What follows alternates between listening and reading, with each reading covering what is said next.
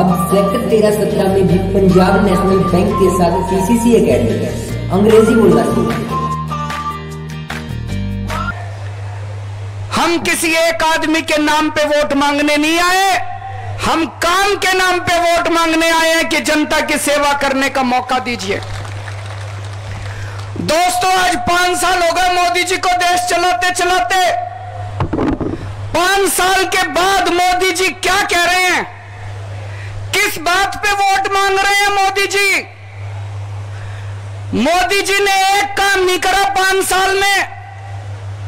आप इतने आज भारी संख्या में हजारों लोग मौजूद हो, इतने मीडिया वाले भी हैं, ये दिखा देना और छाप देना। एक आदमी खड़ा होकर ये कह दे मोदी ने मेरे बेटे को नौकरी दिलाई हो, कोई ये कह दे हमारे घर की पेंशन लगाई हो, कोई ये कह दे हमारे गांव की सड़क बनाई हो, किसी को बिजली दिलाई हो, किसी को पानी दिलाया हो। 5 साल में मोदी ने किसी अस्पताल बनाया हो, स्कूल बनाया हो, बिजली दिलाई हो? 5 साल में मोदी को काम गिनाने के लिए कुछ नहीं है। मोदी क्या कह रहा है? मोदी किस बात पे वोट मांग रहा है? मोदी एक ही बात कह रहा है, घर के आतंकवादियों के घर में घुस के मारा इसलिए वोट दे दो। यही कह रहा है ना मोदी, और तो कुछ नहीं कह रहा। यही कह रहा है आतंकवादियों के घर में घुस के मारा इसलिए वोट दे दो। भाई साहब, अभी थोड़े दिन पहले पाकिस्तान के प्रधानमंत्री इमरान खान का बयान आया है कि भारत में दोबारा मोदी जी को प्रधानमंत्री बनना चाहिए। पाकिस्तान का प्रधानमंत्री इमरान खान मोदी जी को प्रधानमंत्री बनाने के लिए वोट मांग रहा है। भारत के 70 साल के इतिहास में आज तक ऐसा कभी कोई वाकया नहीं आया कि पाकिस्तान के प्रधानमंत्री ने अपील करी हो भारत की जनता से कि भारत की जनता दोबारा मोदी जी को प्रधानमंत्री बना दे। मोदी जी कह रहे हैं हमने आतंकवादियों के घर में घुस के मारा। आतंकवादी कह रहे हैं मोदी जी को दोबारा प्रधानमंत्री बनाओ। भाई साहब, कुछ तो सेटिंग कर रखी है मोदी जी ने आतंकवादियों से। गलत तो नहीं कह रहा जी? कुछ तो सेटिंग कर रखी है मोदी जी ने इमरान खान से, कुछ तो सेटिंग कर रखी है मोदी जी ने पाकिस्तान से। हम करेंगे। बुजुर्ग युवा साथियों, आज आपके सामने एक ओर पर भारतीय जनता पार्टी और कांग्रेस है और दूसरी ओर पर आप लोग।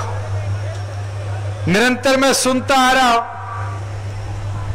एक वोट मांग रहा है मोदी के नाम पर, एक वोट मांग रहा है राहुल के नाम पर, एक कह रहा है राष्ट्रवाद की बात करो, एक कह रहा है न्याय की बात करो। मैंने एक चीज बता दो, दोनों में से एक भी हिसार की बात कर रहा है, हरियाणा की बात कर रहा है। आज ये दुखद स्थिति है, जो लोग आज चुनाव लड़ रहे हैं 10 की 10 लोकसभा में, एक आपका गठबंधन है, आमजन का गठबंधन, जो अपने क्षेत्र की, अपने प्रदेश की बात कर रहा है। मर्दुक इस चीज का होता है कि कांग्रेस हो, बीजेपी हो, आज हरियाणा की समस्या को लेकर इस चुनावी मैदान में नहीं है। और आप लोग भी भूलने लग चुके हो कि पिछले 4.5 साल इस प्रदेश के लिए कैसे गए।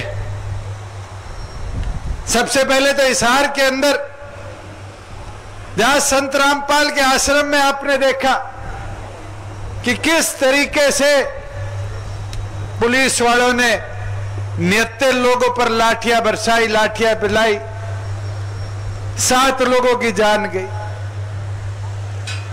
आपने देखा रोहतक के अंदर, झज्जर के अंदर, सोनीपत के अंदर निहत्थे लोगों पर गोलियां चलाई गई, 31 लोगों की जान गई। मिलिट्री आई, व्यवस्था सुधरी। आप भूल गए पंचकुला को 41 लोगों पे निहत्तों पे गोलियां मारने का काम डेरा सच्चा सौदा के प्रकरण में इस बीजेपी की सरकार ने किया था।